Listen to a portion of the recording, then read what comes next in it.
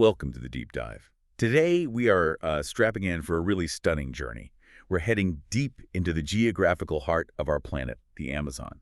Now, when you picture the Amazon, you probably think, lungs of the earth, this huge, impenetrable sea of green, wild, untamed. Right. And for centuries, that idea of wildness really dominated how academics saw it. Exactly. The thinking was basically that the jungle was just too difficult, too harsh for complex, large-scale human societies to really take root and thrive.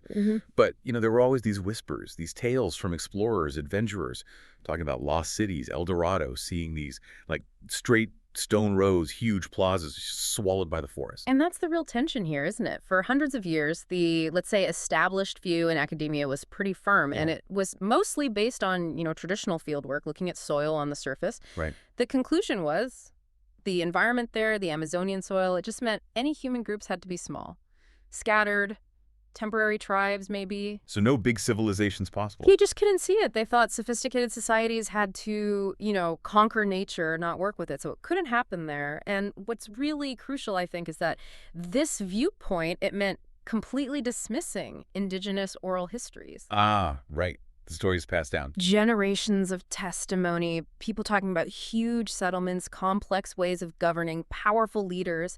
But those stories, they were just sort of brushed aside, labeled as myth because, well, they didn't fit the Western idea of what a civilization should look like. So were they myths? Or maybe fragments of a truth the world just wasn't ready for? That's our mission today, really. To unpack how this revolutionary kind of unbiased technology just completely flipped that script, proving that these powerful, complex societies didn't just exist, but they actually flourished, right, where experts insisted it was, impossible. Yeah, ecologically impossible, they thought. Okay, so let's get into it. The absolute game changer here is LiDAR. That's LIDAR, light detection and ranging. We hear about it a lot now, maybe with self-driving cars, mapping things with incredible precision. But what happens when you point that same tool at the Amazon, the most dense, complex environment we have? Well, what's so fascinating and powerful about LiDAR is its ability to just ignore the canopy, mostly. Ignore the trees. How? So these systems, they're usually mounted on helicopters, maybe planes, and they don't just take pictures. Instead, they shoot out lasers. Hundreds of thousands of tiny laser pulses every single second. Wow, hundreds of thousands. Yeah, it's an incredible amount of data. Now, a lot of those pulses, sure, they hit leaves, branches, they get absorbed or scattered, Okay. but enough of them find gaps. They snake through the canopy, hit the actual ground underneath, and then bounce back. Ah, I see. And the computers collect all those return signals, millions of precise measurements of the ground itself. Then they use that data to basically build a 3D map of the landscape without any vegetation. Like digitally stripping away the jungle. Exactly. You get this perfect topographical map of the bare earth, stuff hidden for centuries. That's just, it's a massive leap for archaeology, isn't it? I mean, think about the old way. Decades of painstaking digging, right? Little trenches, finding maybe one isolated bit here, another there. Slow, meticulous work, often in really difficult conditions. Yeah. And imagine being an archaeologist who spent, say, 30 years excavating one single mound, painstakingly mapping it out. And then LiDAR comes along and maps an entire connected network of cities, roads, everything in maybe an afternoon's flight. The speed and the sheer scale are just revolutionary. There's no other word for it. So what happened when they finally turned this technology loose on parts of the Amazon that everyone had written off? Well, the findings were pretty jaw-dropping, honestly. Beneath that green blanket, it wasn't scattered huts. No. No, they found these intricate geometric shapes. Massive earthworks, maybe defensive walls, huge, clearly deliberate patterns in the land, and unmistakable evidence of, urban planning, hydraulic engineering even. Okay, now this is where it gets really interesting for me, the scale you're talking about. Yeah. The complexity. It's immense. So these first surveys, they showed urban centers much, much bigger than anyone had really dared to imagine. They're bigger. And deliberately designed spaces, these enormous plazas. Plazas, like town squares. Exactly, but huge. Spaces clearly built for thousands of people to gather, for ceremonies, civic life, whatever it was. Thousands. Yeah. Okay. But it wasn't just big individual cities, was it? You mentioned connections.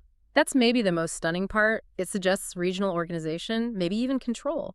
They found this precise grid of roads, perfectly straight roads. Okay, through the jungle. Often raised up on causeways, yeah. Yeah. Stretching for dozens of miles sometimes. And they didn't just connect, one village to the next. They linked entire settlements, multiple centers, it looks like the veins of some ancient, huge, organized system. Wow. Superorganism. Kind of. And we're talking monumental structures, too. Tiered pyramids made of earth, massive mounds, things that really make you think of, well, the scale you see with the Maya or the Inca. So this forces a total rethink, doesn't it? Yeah. The population estimates alone must be staggering. They are. Based on the density and size of these settlements, researchers are estimating tens, maybe even hundreds of thousands of people living here, all at the same time. Hundreds of thousands. In the Amazon. In some areas, potentially denser populations than many European cities had back then. Yeah. And that level of population, that kind of sophisticated infrastructure, well, it implies much more than just a few chiefs. It points towards advanced governance, long-term planning for resources, social structures. Hierarchy. Definitely. Yeah. One of the lead researchers put it really well, I thought. He said it was like they lifted a veil, and underneath, what we assumed was pristine, untouched wilderness was actually, in large part, a human-built landscape, managed, engineered, thriving for centuries. Which brings us right back to that old problem, doesn't it? The Yeah. poor soil theory.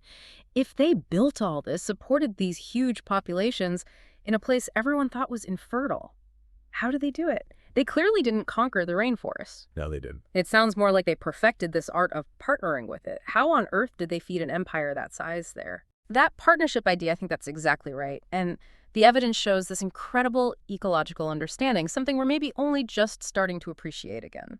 So the soil wasn't naturally rich. Generally, no. Amazonian topsoil is famously thin, easily depleted. So what did they do? They made their own soil, systematically engineered it. Made soil? How? They created something we now call terrapa, or Amazonian dark earth. And it wasn't accidental, it was deliberate, sustainable, really sophisticated. Okay. They basically enriched the soil with a kind of recipe. Charcoal from managed fires, kitchen waste, bones, broken pottery shards, all mixed together. And this created this deep, incredibly rich black earth that holds nutrients for centuries. It actually regenerates itself to an extent. So it's artificial soil, but it's self-sustaining fertility. Precisely. That allowed them to farm continuously, intensively, in ways that just shouldn't have been possible, according to the old theories. Wow. So they weren't just brilliant architects and city planners. They were like No. chemical engineers of the earth itself. You could say that. And it wasn't just the soil. What about the water?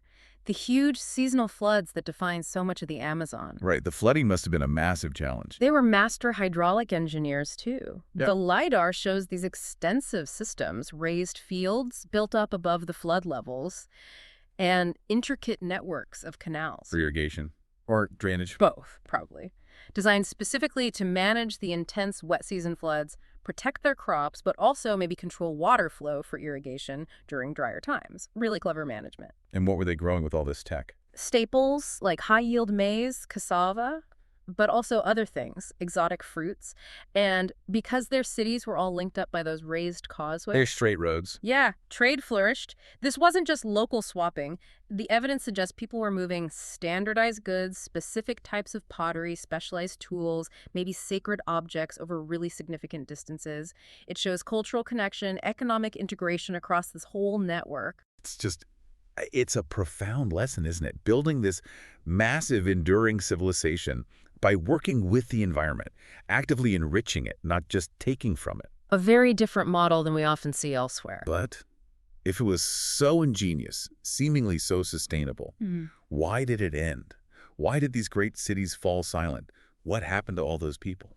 That's still a big question, and the sources suggest a few devastating possibilities. The exact timing and cause are still debated, of course. Okay. One factor could be gradual climate shifts. Even the most sophisticated farming system is vulnerable if rainfall patterns change drastically over the long term. That could have really disrupted their canal systems, their terrapa management. Cripple their food supply. Potentially. But there's a more dramatic theory, and perhaps a more likely one for a rapid decline. Which is? Disease. When European contact eventually reached the fringes of the Amazon, even indirectly at first, it brought diseases. Smallpox, measles. Things the local populations had absolutely no immunity to. Exactly. And think about it. You have hundreds of thousands of people living in relatively dense, connected urban centers. a new virulent disease sweeping through that kind of population. That would be catastrophic. A massive, swift collapse in numbers. Very likely. It could have happened incredibly quickly, maybe even before large numbers of Europeans physically arrived in those specific areas.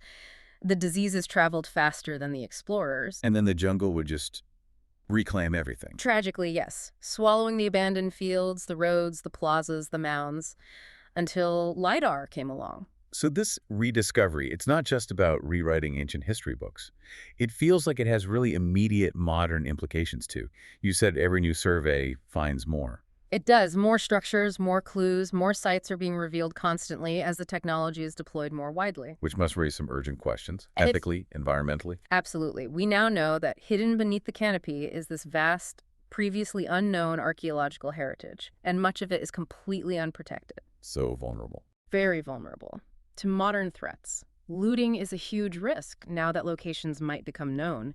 Illegal logging, mining, agricultural expansion, these things can destroy sites before they're even properly studied. There's a profound responsibility now to protect them. And what about the people who live there now? The indigenous communities. Critically important, this research absolutely has to be done in partnership with them. They are, after all, the descendants of the people who built these civilizations. Their ancestors were the ones whose histories were dismissed for so long. They were right all along. They were. Their knowledge, their connection to the land, it's essential, both for understanding these places and for figuring out the best ways to preserve them. They need to be central figures in this, guiding the research and conservation. It's a cultural imperative, really, not just a scientific courtesy. That really feels like the ultimate takeaway here, doesn't it? History isn't set in stone. It's hidden. It's waiting. And what was dismissed for centuries as just, fantasy folk tales turns out to be real. An incredible empire built not just on power, but on ingenuity, on resilience, and this deep, sustainable connection with the natural world. It fundamentally forces us to rethink what civilization can even look like, especially in the Americas. It pushes the timeline way back for complex societies there and shows they didn't have to follow the same architectural path we see elsewhere. A different kind of monumentality. Exactly. Built with the earth, not just on it. And if you think about the bigger picture, the Amazon has just opened up this enormous new chapter in the human story. We've only scanned a fraction of it with LiDAR so far. Right. The sheer number of structures they're already finding suggests this is just the beginning. So you have to wonder, if we keep scanning, keep searching, keep lifting that veil, how many more civilizations are lying there, waiting under the green, ready to completely rewrite our understanding of who we are and where we came from?